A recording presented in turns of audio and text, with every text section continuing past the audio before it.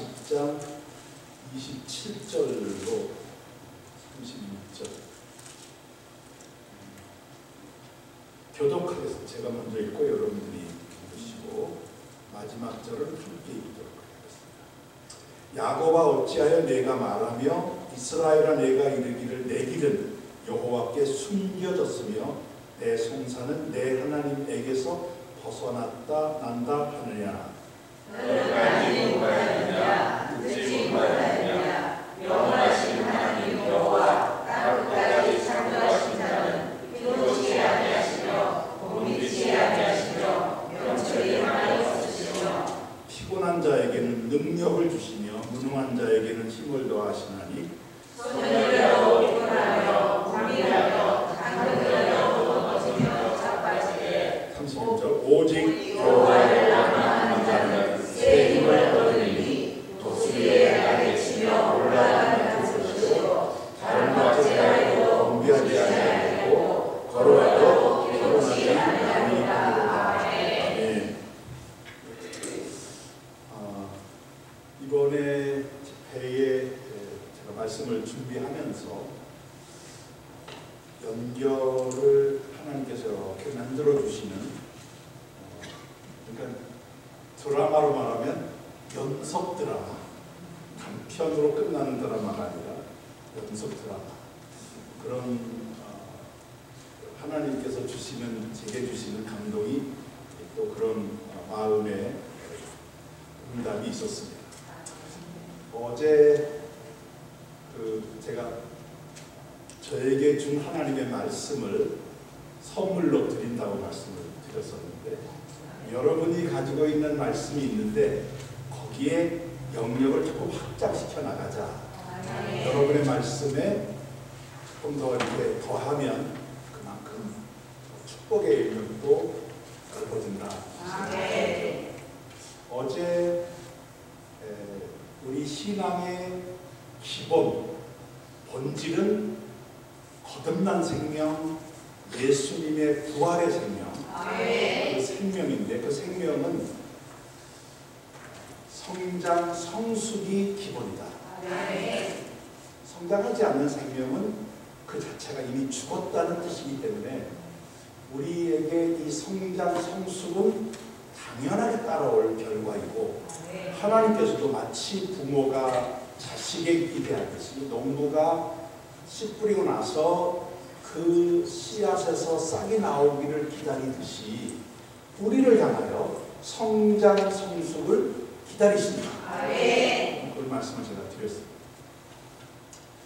그러면서 우리에게 자생력도 있고 면역력도 있고 그걸 잘 활용하면 건강하게 하나님 보시기에 아름다운 성장, 성숙이 이미 우리에게 주어져 있는데, 말씀으로 공급을, 우리의 영적 공급을, 영적인 식량 공급을, 영양분을 공급하면서 내가 나를 낮추면 낮춘 만큼 성령이 임하는 자리가 넓어지기 때문에 말씀과 성령이 하나가 되는 살아있는 하나님의 말씀을 우리가 소유하게 된다. 그러니까 성령이 함께하지 않는 양식은 부드럽지 않습니다. 그래서 그거 먹고 나면 소화불량 걸리고 또 소화불량이 계속되면 짜증 나거든요. 그러니까 말씀을 먹었는데 짜증 많이 나는 사람은 성령의 이 버무림이 약한 거예요. 그 말은 겸손하지 않아요. 성령이 우리를 낮추는 만큼 성령의 영역이 넓어지는데 그거를 점검하시게 된다. 대충 이렇게 말씀드렸어요, 제가. 오늘은 이어지는 하나님의 이 드라마인데, 말씀의 드라마인데, 오늘 이 본문 속에 저는 이제 이렇게 제가 말씀을 드리면서 시작을 하겠는데, 단어 가운데 온도를 측정할 수 있는 단어들이, 저는 단어들이 온도 쪽이 가능하다고 보는데, 가장 따뜻한, 뜨거운 건 아닙니다. 뜨거우면 되니까 가장 따뜻한 단어가 뭘까? 제가 뽑은 단어는 희망입니다. 희망은 우리에게 따뜻함을 안겨줘요. 그래서 이 희망이라는 단어에 상처받은 사람은 없어요. 이 희망이라는 단어가 나오면 다 훈훈해지는 거예요. 삶이 훈훈해요. 대표적인 표현이 희망의 등대다, 그런 표현이 있잖아요. 갈 길을 잃어버린 배가 멀리서 등대 불빛을 보면 아, 나 살았다. 그것을 향하여 희망을 갖고 나가. 이게 바로 희망이라는 단어예요. 반대말은 뭘까? 다시 말하면 가장 차가운 단어는 뭘까? 절망. 희망의 반대가 절망. 오늘 본문은 절망 이야기인데 그 절망을 피곤함이라고 표현해요. 저는 참 성경이 너무 적절하게 표현합니다. 절망이 피곤하다, 그렇게 얘기합니다. 이 절망의 근본 원인은 피곤함에서 온다는 거예요. 요즘도 마찬가지죠. 이 피곤함이 뭘까? sick and tired, 뭐 이런 표현도 있었어요, 영어에. 지겨운 거죠. 그런데 조금 더 가까운 단어를 표현하면 스트레스가 아닐까 싶습니다. 스트레스 너무 심한 거예요. 근데 이것을 제대로 관리하지 못하면은 디프레션에 빠지는데 이게 우울증입니다. 저는 우울증이 우리가 스스로 만들어낸 피곤함을, 이 스트레스를 제대로 관리하지 못하니까 그것이 이제 점점점 누적돼 가지고 거기서 이제 우울증, 디프레션까지 가는데 그 사이에 사탄이 파고든다는 거예요. 그러니까 우울증이 자살로 이어지는 것은 사탄의 짓이거든요. 우리가 피곤할 수 있어요. 그런데 영적으로 잘 관리만 되면 얼마든지 극복될 수 있는데 이걸 방치해 두니까 여기에 이제 사탄이 개입을 해가지고 그 피곤함이 이제 우울증, 아주 심한 우울증으로 가게 되고 그러면서 절망이 극에 달해서 이제는 소망이 없다. 자살을 선택하는 이런 일들이 벌어지는 것입니다. 오늘 첫 번째 주제는 이런 영적 피곤함, 우리에게 절망을 안겨주는 이 영적 피곤함이 과연 무엇인가, 그리고 그것을 해결할 수 있는 그 원인은 무엇인가, 해결을 하려면 원인 규명을 해야 되거든요. 그래서 이 영적 피곤함, 우리에게 절망을 안겨주는 그 원인은 뭔가 하는 게 첫 번째 함께 살펴볼 내용입니다. 40절을 보면 소년이라도 피곤하며 장정이라도 넘어지며 쓰러진다. 여기에 소년, 장정이 나와요. 이 소년은 나알라는 히브리어인데 팔팔한 청년이라는 뜻이에요. 이게 나알이에요. 이걸 소년이라고 번역했어요. 우리말 소년 번역은 조금 미숙하다는 의미를 포함할 수 있어요. 소년이기 때문에 덜 성숙했다. 그게 아니라 히브리어 원문은 팔팔한 청년입니다. 물론 청년도 미숙할 수 있어요. 그러나 힘으로 말하면 최고 정점에 있는 젊은 청년, 이게 바로 소년이라고 번역되고, 그 다음에 여기 장정이라고 번역된 거는 바후르라는 히브리어인데 이 단어의 뜻은 선택됐다, 그런 뜻입니다. 일하러 갔는데 일감은 하나고 한 10명이 있어요. 그럼 10명 중에 하나를 뽑아야 되는 거야. 그럼 누굴 뽑을까요? 당연히 힘센 사람을 뽑겠죠. 이게 바로 바후르 장정이에요. 그러니까 누가 봐도 탐나는 일꾼이야. 그러니까 젊은 청년, 그 가운데서도 힘 좋게 생긴, 일을 시키면 확확 할 수 있는 바로 그 사람, 이게 장정입니다. 그 말은 젊은 청년, 누구도 탐내는 일꾼, 피곤을 모르는 사람. 그 사람은 피곤을 느끼지 않는 세대예요. 그렇다면 여기서 말하는 소년에도 피곤하고 장정에 넘어지면 쓰러진다 했을 때 이 장정 소년은 왜 쓰러지는 건가요? 육체의 피곤함이 영적인 피곤함인데, 이 영적 피곤함, 바로 이거를 이사야서는 강조합니다. 이거는 우리 모두에게 적용되는 내용입니다. 우리 모두는 영적 피곤에 빠질 수 있어요. 육체적으로 아무리 팔팔한 청년이라도 영적으로 피곤할 수 있다 하는 이야기예요. 오늘 본문 말씀은 그런데 이 영적 피곤의 원인이 뭘까? 뭐 열심히 운동을 한다든지 일을 해서 피곤하면요, 잠자면 끝나요. 그렇잖아요. 육체적인 피곤은 잠자고 쉬면 끝나게 돼 있어요. 영적 피곤은 그렇게 풀어지지 않는 거예요. 그래서 우리가 이 영적 피곤에 대해서 좀 더 깊이 들여다볼 필요가 있어요. 그 원인이 뭔가. 오늘 본문 말씀은 27절, 첫 절이자 함께 읽은 야곱아 어찌하여 네가 말하며 이스라엘은 네가 이르기를, 여기 야곱과 이스라엘, 지금 이스라엘을 지칭하는 거예요. 내 길은 여호와께 숨겨졌다. 이 말을 바꿔 말하면 하나님이 나의 관심이 없다, 그런 뜻입니다. 그러니까 하나님이 내가 어디로 가는지 관심이 없는 거예요. 내 송사는 내 하나님에게서 벗어났다, 그렇게 얘기한다는 거예요. 이게 영적 피곤함입니다. 여기 송사라고 하는 것은 재판을 의미하는데, 하나님이 재판장이시잖아요.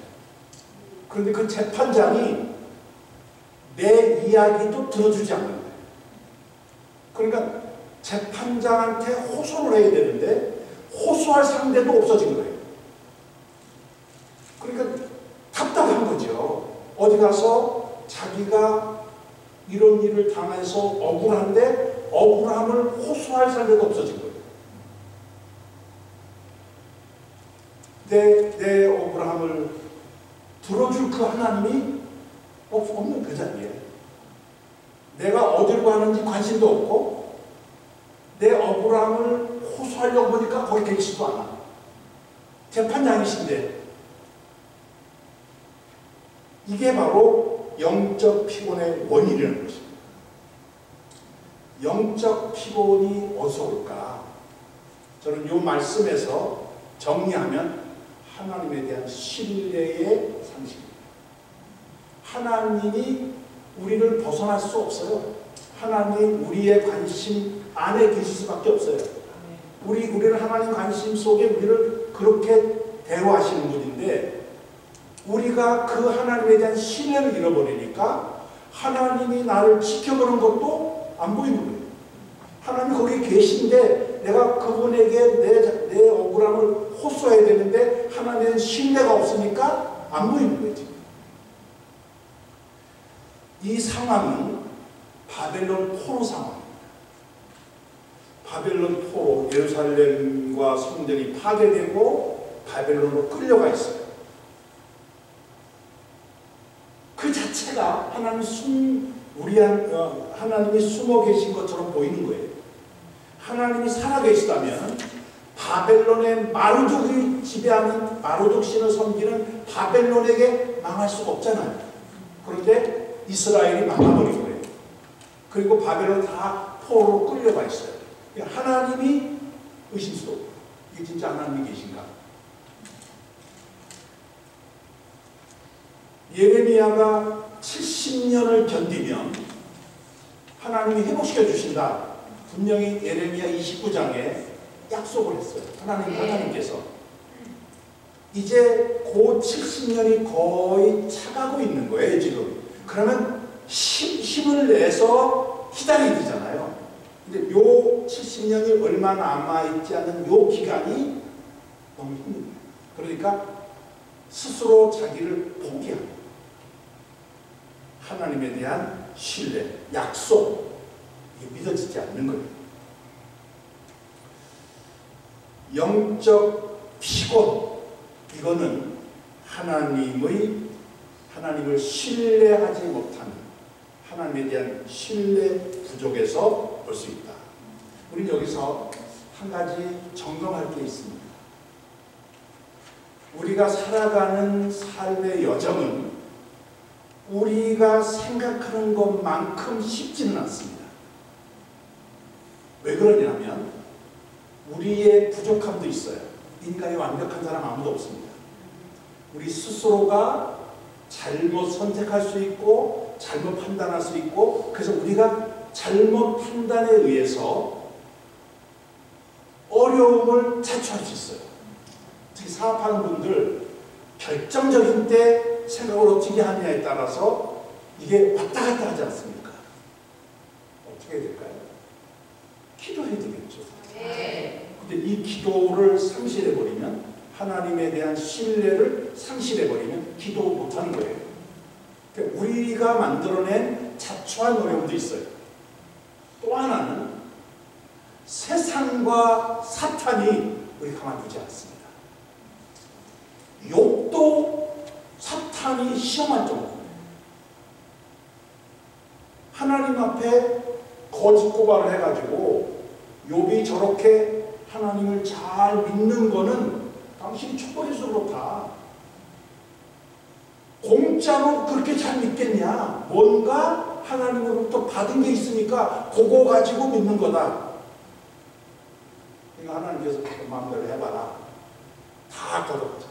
재산 걷어가고 건강 걷어가고 나중에는 가족들마저도 다 떠나가 버리는 이런 상황이 욥이라고 하는 위대한 인물에게 닥쳤어요. 하나님께서 그렇게 허락을 한 거예요. 물론 욥이 감당할 수 있다고 믿었기 때문에 허락을 하셨을 겁니다. 어떻든 간에 하나님이 여러분을 그렇게 신뢰한다 하더라도 우리에게 시험은 올 수 있다. 그런 점에서 이 영적 피곤에 빠질 수 있는 가능성은 얼마든지 열려 있습니다. 자신하지 마세요. 영적 피곤에 빠질 수 있다. 우리가 잘못 하면 이런 그 하나님의 신뢰를 놓칠 수 있다.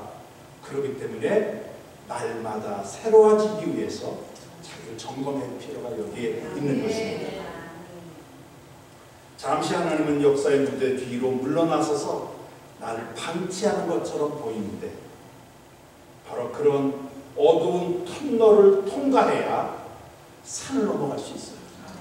산을 넘어가는 방법이 어두운 터널을 통과하는 겁니다. 그렇지 않으면 큰 높은 산을 올라가서 그 산을 넘어가야 되는데 어쩌면 내게 주어져 있는 이 어두운 터널은 쉽게 지나갈 수 있는 은혜일 수도 있다. 그런 점에서 이 하나님께 대한 신뢰를 놓치지 않아야 된다는 것입니다. 두 번째입니다.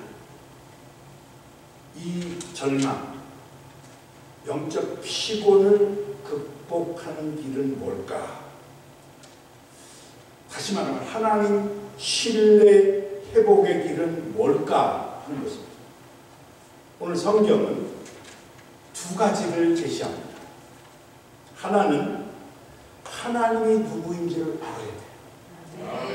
하나님이 어떤 분인가? 오늘 본문 말씀에 의하면 희망을 주시는 희망의 본질이시고 그리고 우리의 피곤을 치료해 주시는 분이에요. 함께 40장 28절 영원하신 하나님 여호와 땅 끝까지 창조하신 이게 바로 하나님이세요. 우리는 유한하지만 하나님은 영원하시고 우리는 단면만 보지만 하나님은 하나님은 전체를 보시는 분이세요. 그래서 우리라고 하는 이 한계 안에 갇혀버리는 게 아니라 우리를 넘어서서 하나님의 영원하신 하나님을 볼 수 있어야 된다 하는 게 오늘 이 이사야가 우리에게 제시하는 그 해결 방법이고, 그 다음에 피곤하지 않으시고 곤비하지 않으시고 명철에 한이 없으시고, 하나님에게는 피곤함이 없다는 거예요. 피곤한 자에게는 오히려 능력을 주시고 무능한 자에게는 힘을 더하신다. 피곤과 상관없으신 분이기 때문에 피곤을 해결해 주시는 분이다, 이런 뜻입니다. 우리가 하나님을 바로 알아야 되는데, 영원하신 창조주 하나님, 그분과는 피곤함이 상관없으신 분. 그렇기 때문에 피곤한 우리를 그 피곤에서부터 벗어날 수 있도록 능력과 힘을 주시는 분이시다. 이게 이사야가 우리에게 제시합니다. 이게 성경의 전체 내용이 그렇게 요약될 수 있어요. 우리가 하나님 말씀을 내게 주신 말씀으로 받아들이면 그 말씀이 우리에게 주는 결과가 하나님 안에서 희망, 그리고 우리의 이 어려운 여러 가지 어려운 형편 속에서 벗어날 수 있는 힘을 주시는 분이 바로 하나님이시라는 말씀을 통해서 우리가 매일매일 눈이 열리고 또 우리의 우둔함이 벗겨지고 그래서 하나님을 바로 볼 수 있다 하는 것입니다.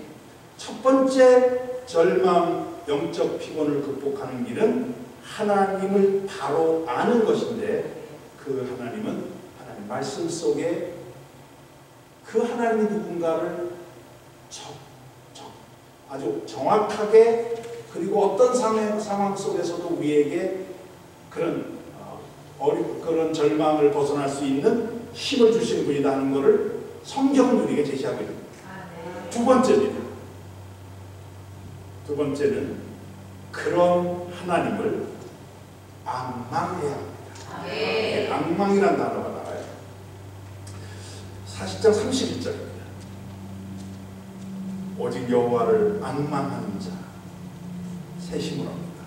하나님에게 무능하고 또 피곤한 우리에게 곤비치 않게 능력을 주시고 힘을 주시는 분이신데, 그런 하나님의 힘을 내 것으로 만드는 방법은 앙망하는 거예요. 그 하나님 여호와를 앙망하는 거예요.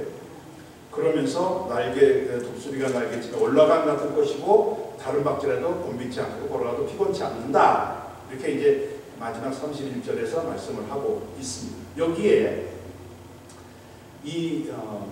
우리의 절망을, 영적 피곤을 극복하는 방법의 실질적인 방법은 앙망이라는 것입니다.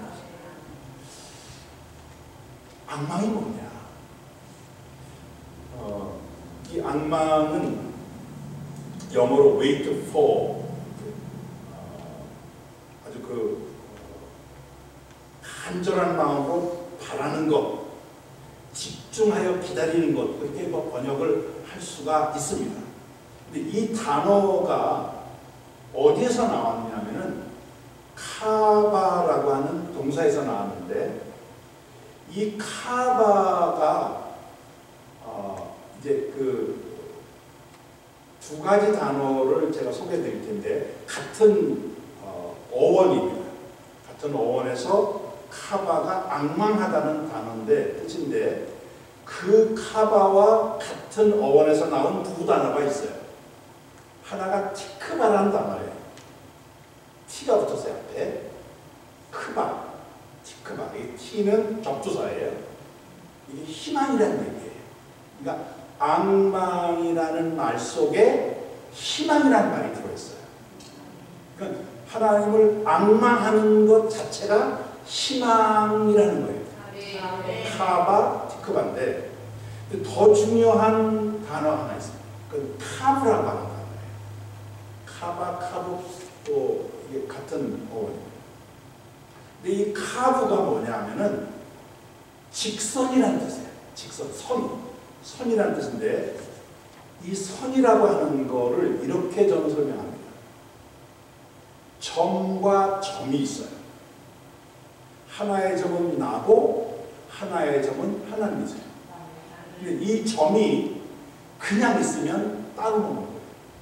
나 따로 놀고 하나님 따로 노세요. 그래서 아무 관계가 없어요. 이 점이라고 하는 거가. 그런데 이 두 개의 점이 직선으로, 이 직선이라고 하는 것은 최단거리입니다. 흔들리지 않고 삐뚤거리지 않고 직선으로, 이게 라인입니다. 라인. 그러니까 두 개의 점이 하나님과 내가 직선으로 최단거리로 이어질 때 이게 희망이에요. 이게 바로 앙망이라는 뜻입니다. 하나님과 일직선의 접촉, 그게 뭘까요? 그게 기도입니다. 예수님께서 기도의 자세를 두 종류를 말씀하세요. 하나는 바리새인의 기도가 있고 또 하나는 세리의 기도가 있어요. 근데 바리새인의 기도는 어떤 기도예요? 지 자랑의 기도야. 이건 직선이 아닙니다. 왔다 갔다 하는 거예요. 하나님 앞에 자랑하는 거예요. 그러니까 간절함이 없어요. 내 자랑을 하는 거예요. 난 금식했습니다. 구제했습니다. 그리고 내가 그 11조도 바치고. 자기 자랑을 막 하니까 직선이 아니에요. 그건 기도가 아닙니다. 그건 자기 자랑이고 외식하는 자의 기도라고 얘기해요. 근데 그 기도가 중에 있긴 하지만 외식하는 자의 기도는 기도가 아닙니다. 직선이 아니기 때문에. 그런데 세리의 기도는 뭐예요? 하나님, 저는 아무것도 한 것이 없습니다. 그럼 뭐만 있는 거예요? 하나님만 있는 거예요. 하나님이 저를 잡아주시면 살고 버리면 죽습니다 하는 거거든요. 이게 직선에 있는 자의 기도예요. 하나님을 앙망하는데 이런 직선으로 연결되는 앙망, 이게 기도고 그게 희망이다.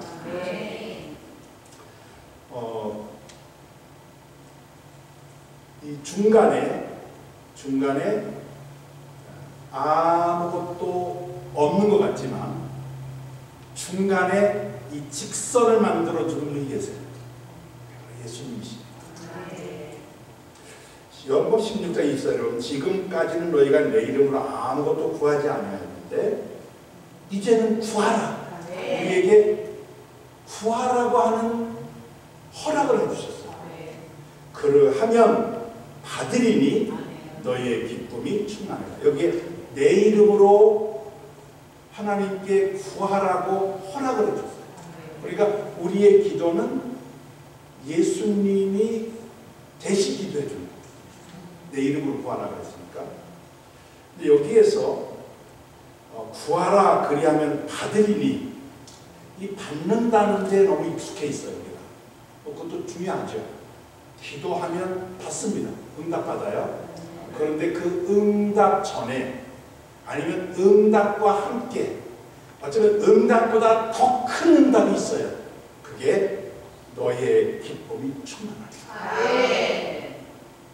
우리는 구하고 그 구한 대로 뭐를 받는 것만 급급한데 지금 예수님께서는 구하라 그래야만 주신다.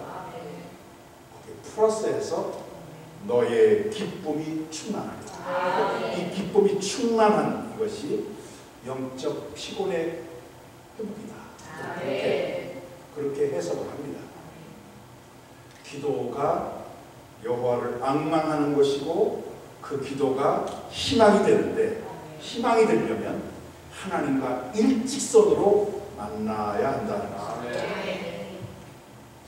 세 번째입니다. 그렇게 여호와를 앙망하면 새 힘을 주십니다. 하나님의 새 힘이 우리에게 주어지는데 이 새 힘이 뭐냐 하는 것입니다.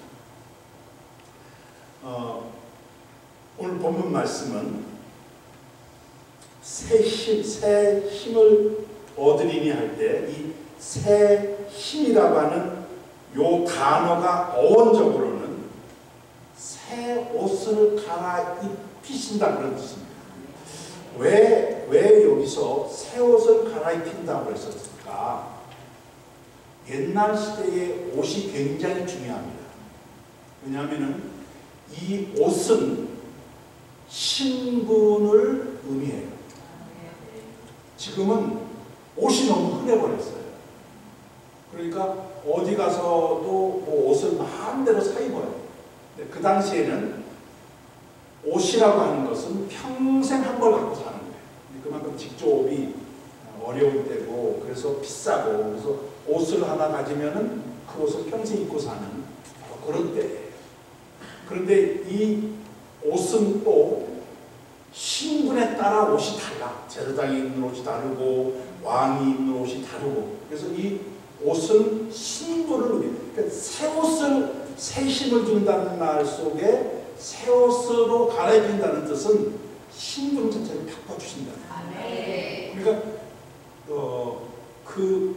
우리는 힘을 공급해 주신다고 그럴 때, 새 힘을 얻는다고 그럴 때 그냥 이렇게 우리의 육체적인 힘이 불끈불끈 솟는 무슨 산삼 같은 거 먹는 그런 느낌으로 이제 받아들일 수 있는데 그게 아니라 신분 자체를 바꿔주시는 거예요. 하나님의 자녀로 바꿔주시고 하나님의 제사장으로 바꿔주시고 왕 같은 제사장이야. 그러니까 하나님의 왕권도 우리에게 주는 우리의 옷이 바뀌는 거예요. 그 자체가 새 힘이 되는 것입니다. 엘리사가 엘리야에게 구합니다. 당신의 능력을 갑자기나 받기로 합니다. 그럴 때 엘리야가 승천하면서 겉옷을 넘겨줘요. 그게 능력입니다. 겉옷을. 위로부터 주어지는 우리의 신분의 변화 그리고 신분의 변화와 함께 주어지는 우리의 권위, 그 능력 의미한다. 저는 이게 속사람이 날마다 새로워지는 것과 관련이 있다고 보여집니다. 그렇게 우리에게 새로운 신분과 또 새로운 거기에 걸맞는 권위와 이게 새로운 지위에 올라가면 별을 달면 바뀌는 게 뭐 한 50가지 바뀐다고 그런 얘기 들었어요. 별을 달면 이제 영관급에서 별이 되면 바뀌는 게 분복 다 바뀌는 거죠. 그 바뀌는 게 한 50가지 된다 그러니까 신분이 바뀌면 새 옷을 입으면 거기에 맞는 우리에게 적절한 능력들이 그만큼 따라온다는 거죠. 그런데 이제 오늘 본문 말씀은 이사야는 그렇게 새 힘을 공급받을 때 두 가지 현상이 따릅니다. 하나가 독수리 날개치며 올라간 것 같다. 저는 이거를 신앙의 수직적 상승이다. 그렇게 그 내용을 정리를 했고 그 다음에 다른 박질하여도 곤비하지 않겠고 걸어가도 피곤치 않는다. 이거는 달려가고 걸어가는 거거든요. 저는 이거를 수평적 전진이다. 그렇죠? 독수리가 날개를 치면서 하늘로 쫙 올라가는 것. 그건 수직적 상승이에요. 그리고 달려가고 걸어가는 것, 그거는 수평적 전진입니다. 이 두 가지가 새 힘을 얻을 때 따라오는 거예요. 저는 이제 그런 점에서 오늘 영적 피곤을 근본적으로 해결될 때 그 자리에 영적 피곤함을 대신하는 우리에게 주어지는 하나님의 은혜가 뭐냐면 상승과 전진이다. 그런데 이 내용을 자세히 보면 상승하는 것은 하나님이 하신 목입니다. 하나님이 끌어올려 우리가 어떻게 올라갈 수 없잖아요. 그런데 수평적 전진은 우리의 몫이에요. 우리에게 이 땅에서 그 일을 할 수 있잖아요. 우리에게 발이 있고 또 움직일 수 있는. 그러니까 상승하는 것은 하나님이 하시는 몫이고 전진하는 것은 우리의 몫인데, 그래서 하나님의 역할과 우리의 역할이 합쳐지는, 그래서 두 가지 현상이 하나로 나타난다 하는 게 이 말씀 안에 담긴 의미예요. 하나님이 끌어올려 주시는 거예요. 뭐를 통해서일까? 저는 성령 충만이다. 이 성령 충만을 통해서 우리의 눈이 열려서 하나님이 보이는 거예요. 하나님의 능력, 하나님의 세계가 보이는 것. 우린 이거를 비전이라고 합니다. 비전이 열리는 거예요. 요엘서 2장 20절에 보면 이게 이제 성령 충만의 구약의 가장 정확한 예언의 말씀이죠. 내 영을 만민에게 부어준다. 만민이 뭐죠? 예외 없다는 뜻입니다. 모든 사람, 만민에게. 그러면서 그 만민의 카테고리 안에 세 개를 집어넣었어요. 자녀들, 장래일을 낳을 것이다. 참 재미있는, 여러분의 자녀에게 하나님은 관심이 계세요. 그래서 성령 충만할 때 먼저 가정 안에서 자녀들에게 이런 일이 성령 충만의 결과가 주어진다. 그 다음에 늙은이, 젊은이가 나오는데 이거는 세대 간의 격차가 생기는 거죠. 그죠? 젊은이, 늙은이가 이 세대, 우리 살아가는 이 시대의 두 계층이라고 볼 수 있어요. 그런데 늙은이는 꿈을 꾸고 젊은이는 이상을 본다. 장래일, 꿈, 이상 모두가 다 비전입니다. 하나님의 세계가 열리면서 그 하나님이 바로 보이니까 비전의 사람이 되는 거예요. 이거를 저는 비전 오리엔티드 라이프다. 비전이 내 방향과 삶의 목적을 결정해주는 그 비전의 사람이 된다. 높이 올라와서 어떻게 될까요? 더 멀리 봅니다. 더 넓게 봐요. 우리가 성령 충만함을 받게 되면 독수리는 알겠지만 올라가는 상승하는 이 비전의 사람이 되는데, 올라갈수록 멀리 그리고 더 넓게 볼 수 있다. 올라가면 어떻게 되죠? 땅의 것은 작은, 비행기 타고 올라가면 처음에는 그 공항이 그렇게 커 보였는데 쫙 올라가면 나중에는 점처럼 보입니다. 올라갈수록 작게 보입니다. 비전의 사람은 이 땅에 우리 주변적인 것, 지역적인 것에 집착하지 않습니다. 과감하게 하나님 안에서 우리가 정말 그거를 가치 없다는 게 아니라 하나님과 비교했을 때 그거를 앞세울 수가 없는 거죠. 비전의 사람입니다. 이렇게 우리에게 상승의 은혜를 주실 때 우리에게 필요한 게 있어요. 그게 뭐냐면 높이 더 높이 올라가려면 자신의 무게를 줄여야 돼요. 나의 다른 얘기가 아니고 우리 삶의 무게가 너무 이 땅에 집중되어 있으면 올라가는 데 지장이 있습니다. 제가 은퇴를 앞두고 이제 그 학교에 있는 물건들을 다 가져와야 되잖아요. 그러니까 집안 정리를 하게 됐어요. 관심 없이 그냥 이렇게 쌓아놓고 살았더라고. 그래서 제 방을 정리하는데 하나하나 부서진 걸 다 끄집어내보는데 그 당시에는 그게 너무 중요했던 것들이에요. 10년 전, 15년 전 그 중에 하나가 뭐냐면은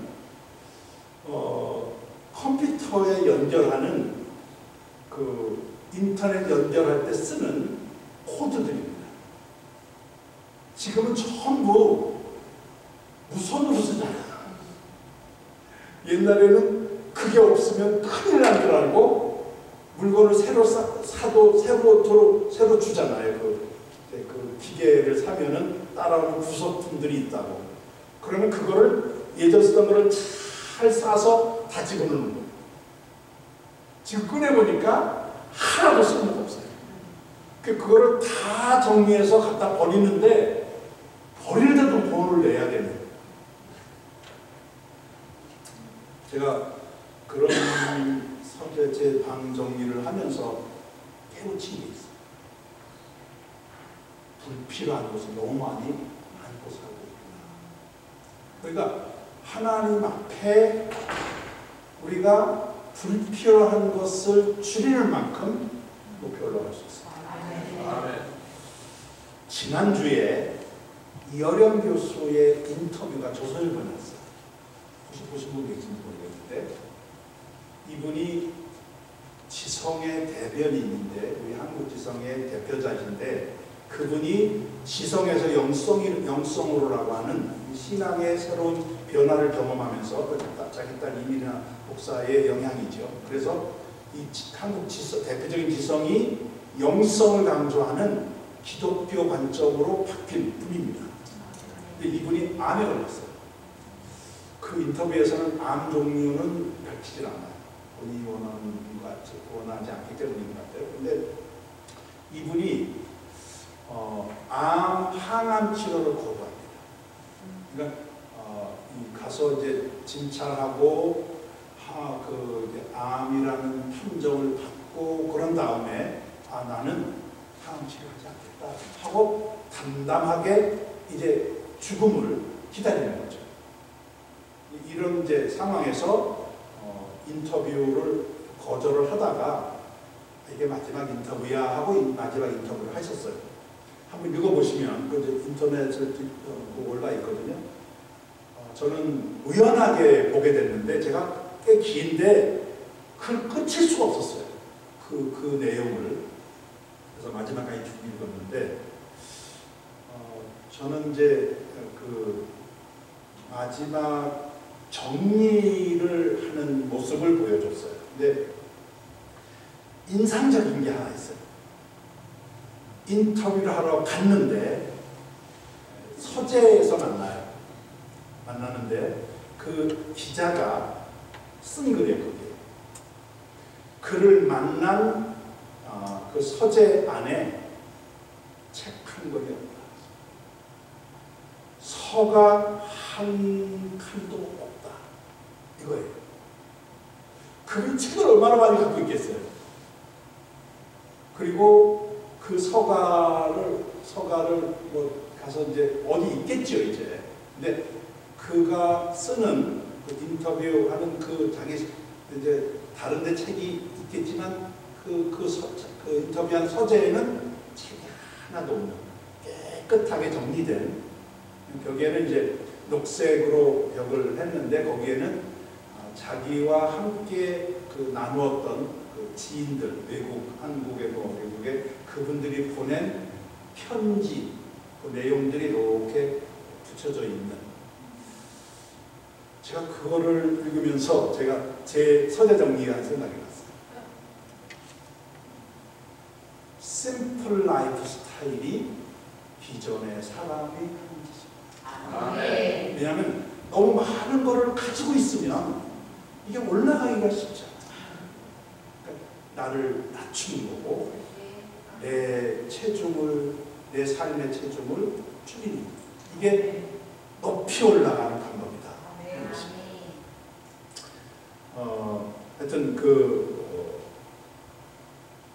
수직적 상승이 우리에게 얼마나 큰 하나님 주신 축복이라고 하는 것은 경험은 다 아실 거예요. 그런데 이제 거기에 수평적 전진의 우리 몫이 있어요. 그래서 올라가는 비전과 함께 전진을 해야 되는데, 저는 이거를 사명의 사람이다. 비전의 사람과 사명의 사람, 이 두 가지가 공존해 있는 거죠, 우리 안에. 그런데 이거를 이제 리 워렌이 Purpose Driven Life라는 말을 썼잖아요. 목적이 이끄는 삶. 근데 이제 저는 이거를 Mission Driven Life, 사명이 이끄는 삶, 뭐 이렇게 말을 좀 만들어 볼 수도 있겠다. 숲의 전진에서 다른 박제라에도 곤비지 않겠고 걸어가도 피곤하지 않는다 하는 이 말 속에 두 종류의 전진이 있는 거예요. 하나는 달려가는 거고 하나는 걸어가는 거예요. 근데 우리 보고 그냥 계속 달리기만 해도 이게 피곤할 것 같아요. 하나님은 달려갈 때는 달려가는데 걸어갈 때도 있다. 이게 너무 우리를 향하신 배려가 아닌가. 언제 달려갈까요? 대로입니다. 그럼 장애물이 없을 때 마음껏 달려있죠. 마음껏 달려있죠. 그런데 걸어가는 건 언제일까? 좁은 협곡을 갈 때, 그리고 여러 가지 이제 울퉁불퉁한 그런 길을 갈 때, 거기는 걸어가야 돼. 거기 뛰어가면 안 돼. 뛰어가다가는 오히려 넘어질 수 있는 거죠. 그래서 이 두 종류의 전진이 있는데, 대로가 있을 때는 달려가지만 좁은 길을 갈 때는 걸어가는, 이 두 가지 다 의미가 있어요. 달려갈 때는 달려가는 대로 의미가 있고 묘미가 있고, 그리고 좁은 길을 갈 때 걸어가는 것은 또 묘미가 있어요. 산을 오를 때 뛰어갑니까? 그 산속을 걸어가잖아요. 걸어가면 더 많이 보이고 더 많이 생각하게 하고. 그래서 하나님께서 달려갈 때와 걸어갈 때를 구분해 주신다. 또 여기에는 이 두 가지 종류의 전진이 있는데, 이거를 쉼이 없는 전진이다.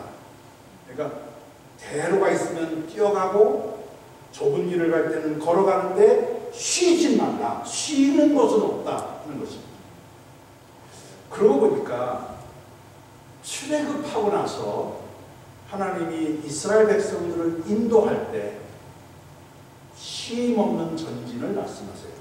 출애굽기 13장 20절인데, 여호와께서 그들 앞에서 가시며 낮에는 구름 기둥으로 그들의 길을 인도하시고 밤에는 불기둥을 그들에게 비추사 낮이나 밤이나 진행하게 하셨다. 밤낮이 우리의 전진을 막을 수 없다는 거죠. 낮에만 전진하는 게 아니라 밤에도 전진해야 된다. 어떤 면에서 보면 주무시기 전에 기도를 더 많이 하셔야 돼요. 왜냐하면 꿈에서 범죄하지 않도록 하더라고요. 꿈에서라도 전진하게 된다. 제가 지금 책을 저수를 지금 하고 있는, 이스라엘 관련 책을 저수를 하고 있는데, 이게 이제 하나님께서 거기에 탁 어떤 이 아이디어를 이렇게 반짝거리게 이렇게 주는 아이디어가 있거든요. 그러면은 어디 가다가도 적어야 돼요. 그런데 더 놀라운 것은 아침에 잠에서 딱 깨어났을 때 밤 사이에 주신 내용이 있는 거예요. 뭐 꿈이 아니고 이거는 그냥 아이디어예요. 그냥 아이디어가 탁 떠올랐는데 그걸 빨리 적어놓지 않으면 이슬처럼 햇빛 나면 사라져요. 그래서 빨리 적어. 그래서 제가 밤에도 일하시는 분이시고, 여러분 오히려 밤에 하나님께서 여러분들을 더 깊이 만들어줄 수 있어요. 왜냐하면 낮에는 밝으니까 다른 것들에 의해서 장애를 받잖아요. 근데 밤이면 우리가 하나님을 악망만 하면, 하나님을 향하여 직선만 만들어 놓으면 하나님께서 우리를 더 밤에 더 잘 관리해 줄 수 있다. 이 수평적 전지는 하나님께서 우리에게 맡겨주신 사명의 영역이 확산되는 것을 의미합니다. 여러분의 개인적인 영역이 분명히 있거든요. 그것이 수평적 전지를 통해서 그 영역이 넓어집니다. 하나님께서 이미 여러분들에게 설정해 준 목표가 있습니다.